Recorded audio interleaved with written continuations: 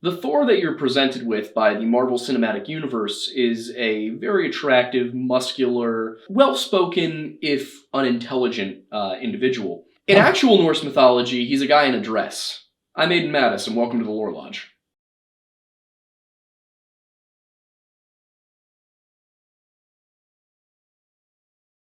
If you like our videos and you want to support us, check us out on Patreon. It's very important to us that we be able to eat food.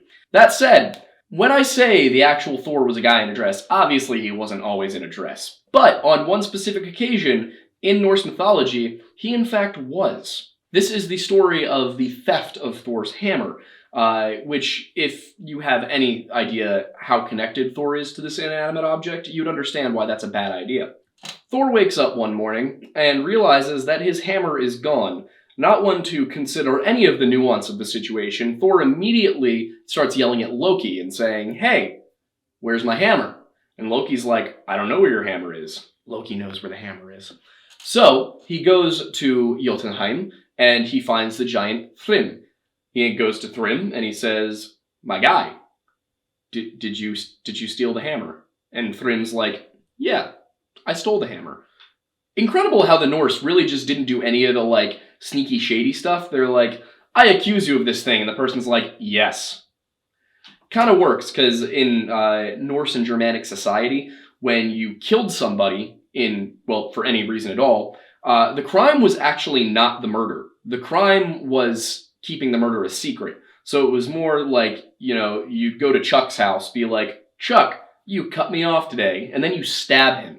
You have an opportunity here. You have two options. You can go to Chuck's family and say, "Yo, I turned your boy into a shish kebab." Or you could slip out unknown to anybody else. If you take the former option, you have to pay a vergild, which means essentially person money. You have to pay the family of the person what their life was worth, which was usually a lot of money, but not an unbearable amount of money. Or they could begin a blood feud with you, which was usually not better for either side, and most tribes and chiefs would try and avoid that if possible, because if you have entire families in a tribal structure constantly just killing each other, it's going to make you very weak to outside tribes. But if you didn't tell anybody about the murder, then you might get away with it, but if you were found out, you were going to be put to death.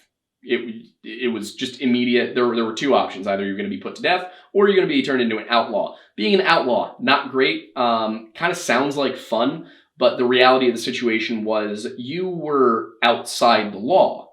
You were no longer considered a person living within the bounds of the region. So if somebody came across you and they recognized you and they knew you were an outlaw, they could rob you, kill you, enslave you, do whatever they wanted.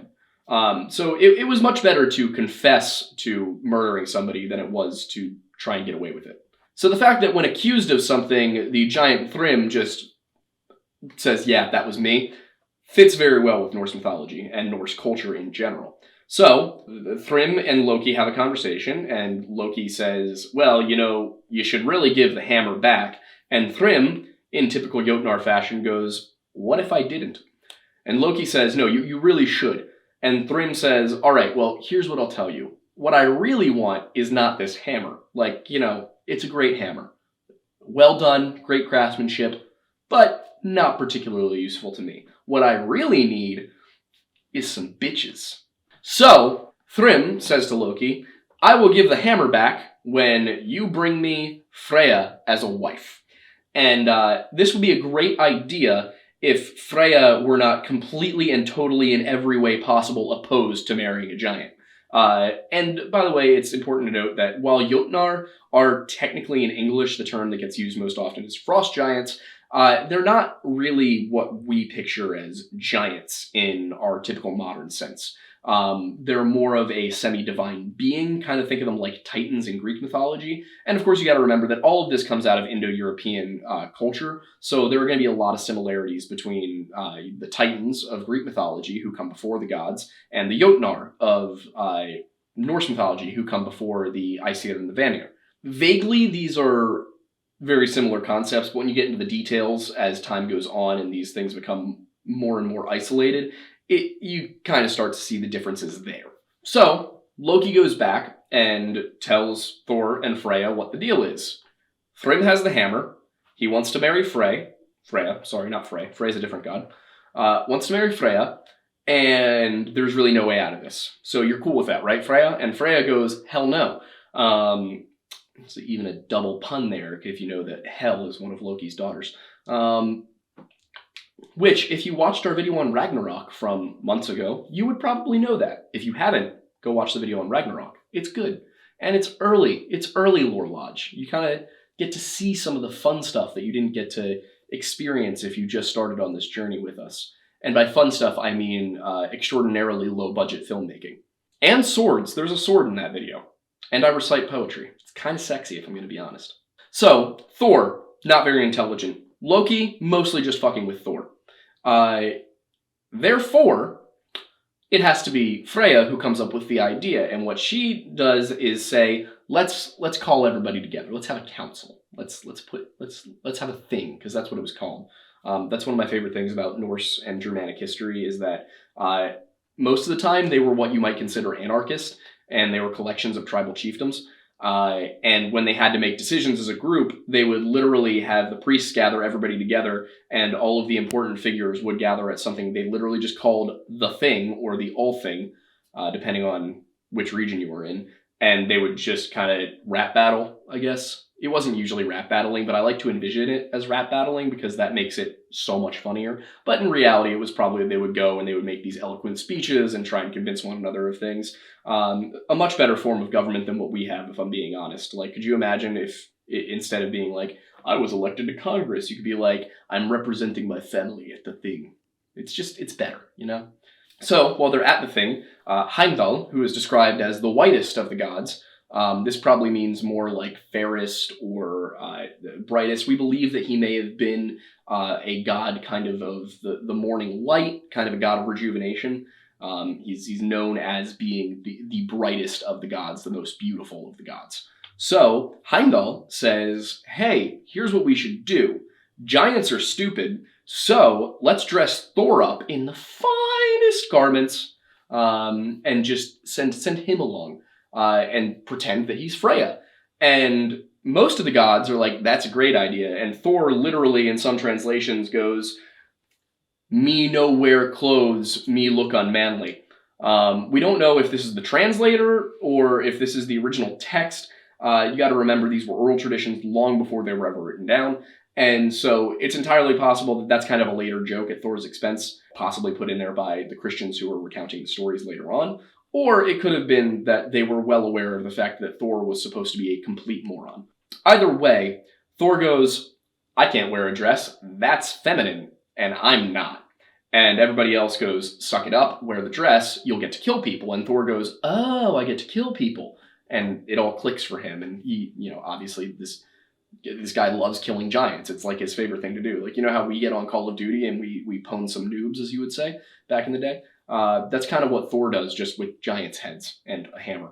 So, Thor dresses in the finest raiment of a bride-to-be. He has his hair nice and long. They craft a very special veil. In fact, there's like 3 different lines in the original poem about this, where they emphasize how finely crafted and how clever they have to be in creating the veil. And they go, and Loki accompanies Thor as his maid. And they attend a feast being hosted by Thrym for his engagement. It's this wonderful party. Thor's dressed up so nicely. We got, this very pretty version of Thor. Imagine Chris Hemsworth in dress, but more the fat Chris Hemsworth, because you got to remember that Thor being this like super jacked himbo is a very modern idea. He was probably much larger and broader, a little stout, you might say. And so he goes and sits at the party. He doesn't do much talking because he doesn't want to give away that he's got a very masculine male voice. And they all sit down and have their feasting. And then Thrym goes in to kiss his bride. He lifts the veil. And at that moment, he sees not the beautiful Freya looking back at him, but instead the very angry looking Thor, whose eyes are described as burning like embers. Thrym rockets back across the room, and at this point we get that nice, cool little piece where Thor's hammer pulls the force and just shoots into his hand. And Thor proceeds to spend the rest of the evening drinking and bashing in the skulls of various Jotnar. Also, a part I forgot to mention. So, Aiden, if you want to cut this in earlier in the video after I talked about Thor arriving at the feast, or you can just put it here. I don't really know what matters. Is anything real anymore? No. But when Thor arrives at the feast, part of the build-up of this story, it's about a 32-line poem. The build-up, 32 stanzas. The build-up of this story is that Thor sits down and he drinks this incredibly vast amount of mead, and he eats an entire ox, and he eats 8 salmon, and he even eats the little tidbits that are supposed to be left on the side for the women. He basically eats everything, and all the Jotnar are like, damn, this bitch can eat. And then, of course, it all clicks for them when he starts killing them with a hammer, that they're like, oh, this is Thor. And of course, Loki's kind of vindicated in this whole thing, because his original point was, maybe you should just give the hammer back. And Thrym's like, no. Thor's stupid. I can pull this off. Because at no point does he account for all the other gods being at least average intelligence. Whereas, yeah, Thor's maybe got like an IQ of 70, but everybody around him is a solid 115 to 130. So, they can probably come up with some rational decisions here, All they have to do is get over Thor's pride. And at the end of the day, it doesn't go well for Thrym and his giants and his friends, because they all end up being paced on the end of Mjolnir. This will be part of a series on some Norse mythology, so check back routinely, because we're going to be talking about Jormungand and a few other tales of Thor. There's 3 main ones. This is one of them, but we're also going to talk about the other 2. So check back in the coming weeks. This will probably not be next week. I'm just telling you so that you're aware, so that you know these things are here. And if you want to get access to the document I'm currently working on, which is a rewriting of these main stories about Thor from the poetic version that they were originally written in to a prose version that's going to be more written in the style of modern contemporary fantasy. So if you're interested in those will be over on our Patreon. You can access them through the $1 tier. I've been doing this with some other poetry as well, some Welsh, some Irish, some Germanic. So if you want to see that stuff, go check that out. That'll be on our Patreon. Again, the $1 tier will grant you access to that, but you are welcome to be more generous if you would like to help us eat better food and not die out in the frigid cold. Just not to guilt you or anything. Just like if you were wondering what would happen if we didn't have money, it would be that.